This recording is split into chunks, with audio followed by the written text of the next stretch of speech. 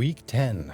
Hard to believe we've actually gotten here. So this week we worked on some pretty small stuff. Matthew tackled some behind-the-scenes improvements and then casually built a world that's bigger than Skyrim's. Steve and Not Steve are no longer arguing over the house. Now they're looking over the horizon as brothers. So, interesting stuff first. The world just got a whole lot bigger. At least the game world did. We've always wanted this game to be the kind of short to medium-sized game that you could enjoy and finish, and for that we're going to need a forest that actually feels big enough to hunt in. So we decided to build a roughly 4x4 kilometer map and experiment with terrain generation. For context, that's just about 1 square kilometer more than Skyrim is, and nearly 10 square freedom units. And yes, we will be using freedom units in the game world. Mile comes from the Latin mille pasos, or 1,000 paces, which is not only historically accurate, but a very intuitive human way of measuring things. But no, we gotta make everything scientific.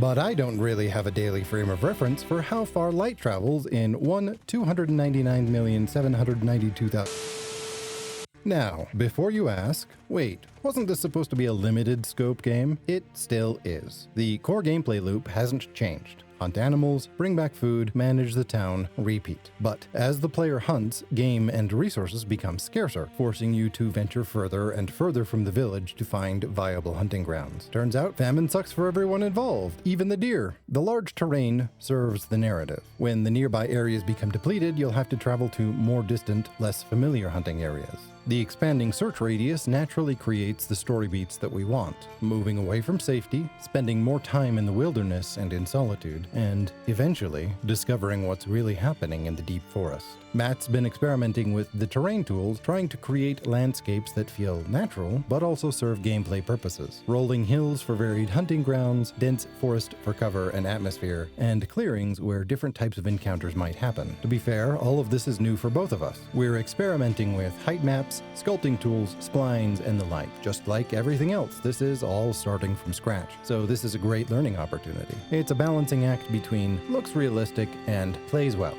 Beautiful terrain that's impossible to navigate isn't useful, but perfectly flat hunting grounds that could be a stand-in for a physics thought experiment don't really create interesting gameplay or atmosphere. Now, onto the less interesting stuff. Matt updated our bow asset from the old input system to the new one. This is not exciting, but the old system had deprecation warnings, which as developers speak for, this will break eventually, fix it now, or suffer later. The new input system is supposedly easier to work with and should make things like adding controller support much more simple down the line. It's one of those boring maintenance tasks that prevents future headaches, theoretically, like changing the oil in your car or touching grass. Remember last week when I mentioned that Matt was working on switching jobs for the villagers? Well, now we actually have a UI for it. Players can interact with the villagers and change their jobs instead of the system just existing invisibly in the background. It's still basic. You can tell Not Steve to make arrows or other things, but it's the foundation for an actual town management system. The interface works, which means we can start building more complex systems on top of it.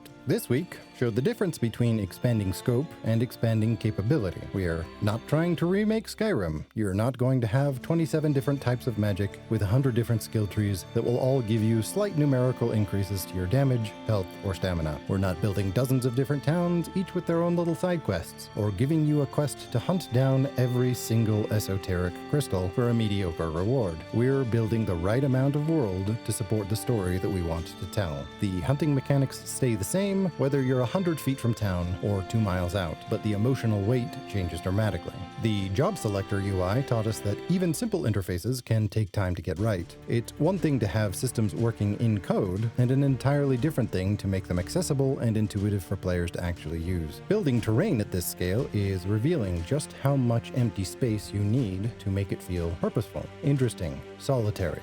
Every hill and forest needs to serve the experience somehow, whether that's providing hunting opportunities, navigation landmarks, or contributing to the atmosphere of gradual isolation. Steve and Not Steve are impressed by the expanding world, though they haven't ventured beyond their T-posing grounds yet. They're waiting to see if we actually populate all of this terrain with something interesting, like trees. Anyway, like and subscribe. It really does help us out.